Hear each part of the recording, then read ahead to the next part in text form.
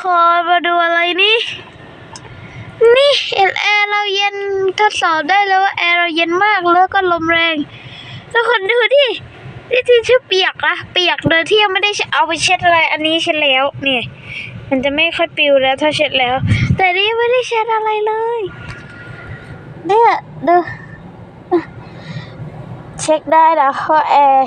เย็นมากแค่ไหนตอนนี้ก็คือเย็นมากเย็นแบบ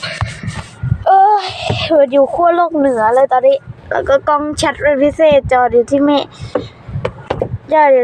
มกะโฮมนะจ๊ะทุกคนเปิดไฟเพื่อความสวยแต่ตอนนี้ต้องปิดแล้วถ้าเปิดเพลงฟังกันนี่แค่ทดสอบเฉยๆแล้วว่าลมแรงแค่ไหนแล้วมาดูเปิดแอร์โอ้พระเจ้าจอร์จมันยอดมากแล้วตอนนี้ดูคนสภาพมันเย็นมากอันนี้ก็โทรศัพท์อีกเครื่องนึงดูวิวเปิดเพลงกันเดี๋ยวไปแล้วนะบ๊ายบายฝากกดติดตามช่องมินชาแนลด้วยนะ